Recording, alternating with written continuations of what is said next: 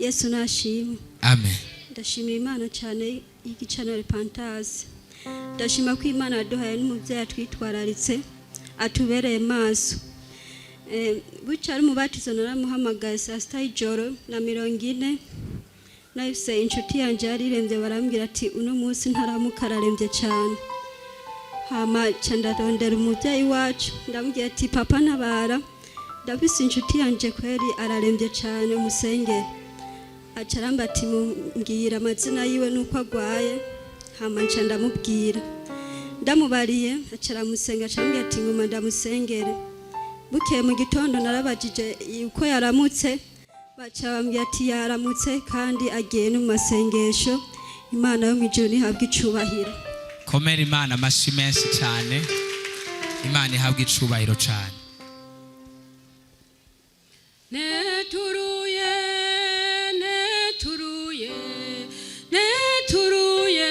ntawitetereza. Neturuye ntawitetereza. Haleluya. Amen. Haleluya. Amen. Magaze hano nshimira Imana y'igicaniro cya Pantazi kubitangaza Imana yarayidukoreye. Nukuri ni mumpere iyo Mana mashi. Haleluya. Magaze hano nshima Imana kugitangaza gikomeye cyane yarayidukoreye, yarayiduteturuye aho benshi bari biteguye gudushimanga canke ngo bavuga amajambo atandukanye, ariko Imana y'igicaniro cya Pantazi, umumarayika wa Pantazi yarahabaye arakora igikorwa kidasanzwe. Ni munyongerere iyo Mana mashi. Haleluya. Nukuri twari dufise igitungwa c'inka, iyo nka rero yari ifise amezi. Mu gihe kirenganye niho haje abakozi b'Imana baravuga ati iyi nka musenge cyane, twagiye kubona mu minsi 3 mwosanze ari kiziga mu kiraro. Burya abantu b'Imana ntibyatevye. Je navuye ahashitse muhira umushera arambwira ati mbega urazi byabaye kuri yankatse tiburya bayimenye ko ibintu mwijoro genda urabe. Burya nagize ngende kuraba abantu b'Imana sanga inka burya bwoya bwo ku mugongo bwababutse yagize amabara. Ndavuga Mana yanje, Imana yahabaye kwere. Nubundi imitego yagumyeho. Murabona indwi zibiri zirakwiye umusheri wanje ahora yicaraha, murabona ko hagaragara ari ku kibazo ciyonka. Yatanguye kwerekana ikimenyetso cyo kwibaruka ku wa 5 heze. Burya byagenze neza mu ijoro ryo ku wa 3 hirya hejo. Inka yagumye yerekana ibimenyetso byo kubyara ariko biranka kwivyara. Mw'ijoro ryo ku wa 3 nko mu masatani niho yantelefona arambwira ati mukobwa tisenga burya yanka birase kwibyara. Aha bakoranye abaganga bakoranye bagerageje ubuhinga bwose kugira bahindukize inyana mu nda byase. Yatanguje amaguru ninyo barahiga umutwe barabura. Burya undi muganga bavuga ati arashoboye arazanye narahindukiza biranka. Bimaze kwanka aravuga ati yinka igisigaye nukopegwa. Burya munyuma niho namubaza ati bimeze gutati wapi, arambwira. Burya nca ndatangura ndaja ku telefone. Muga ntaraja ku telefone narasenze Imana ndavuga ati Imana ivyacu byagiye ku isheni uri kuraraba byakurikiranye ku murongo birahera imbere n'inyuma niyo nka twariko turaraba. Mana ukemera kwipfa. Nkishika ku gicaniro cya Pantazi wambwiye ko uwahonyoje ikirenge hajya kwa kijya gicaniro ko atabwazopfa gupfa. None ga Mana uremeye ijya nkipfe ukemera kuyipfa ntazoba ari wo wavuganye nanje. Cyo ndagishima ko Imana cyane yarahabaye.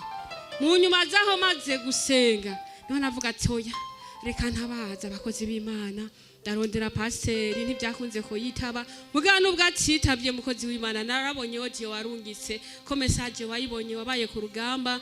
Ndatelefona abaviatori ndabura ndahiga Gerard ndabura. Burya ncantora umukozi w'Imana boss kubwo nyene nkibimubwira ngo uko nyene acaraduka arasenga. Nukuri Imana yarahabaye. Ndatelefona na Eric hajya bwakera bati dutabare mudufashe gusenga hadutse ikibazo iki. Nukuri bantu b'Imana ivy'Imana yakoze. Nukuri nkuko Imana yavuze ati wahonyoje ikirenge hano hantu ti ntabwo azopfa gupfa. ntabwo azopfa gupfa, ntabwo azopfa gupfa, ndabisubiyemo, ntabwo azopfa gupfa. Nukuri ni mu mpera ariko niho komera Imana amashyi. Burya iyo nka yaramaze nk'ikintu cy'isaha irenga, segiteri yari itanze aratanga umuduga wiwe wiruka kurondera umuganga yopera. Burya uwo muganga yarabonetse haheze nk'isaha irenga, igitangaza cyahabaye. Burya inyana bayikuye yari nzima, mpera iyo Mana amashyi. Haleluya. Abantu bose baratangaye baravuga ati none ibintu bibaye nibiki, ahitanizwe n'amazi, ikinyana cyiza utora. Nukuri Imana yarahabaye.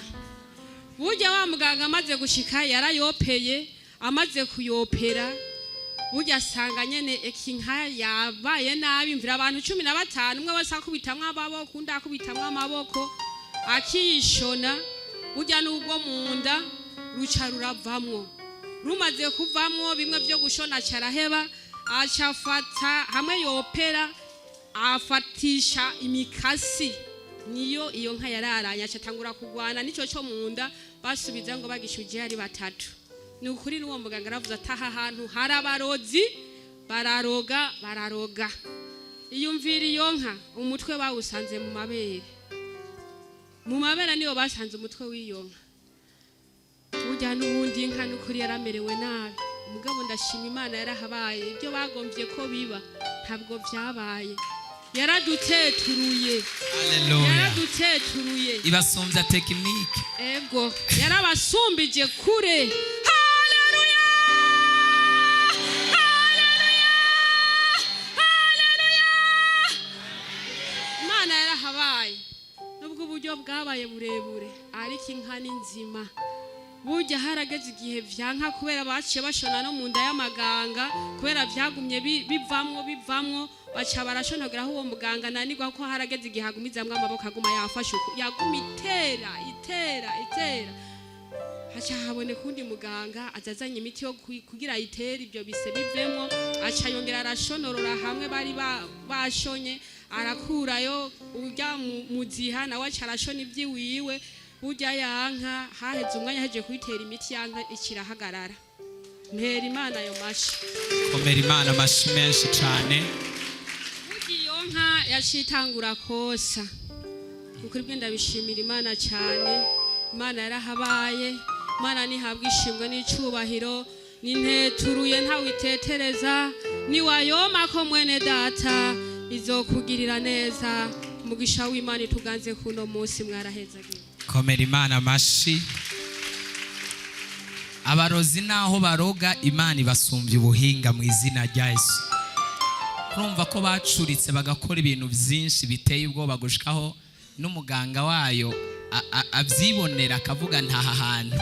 Imana idufashe cyane, ariko Imana ishimwe ko yakoze ibishoboka byose irarokora. Iyi nka tuyongera amashi menshi cyane.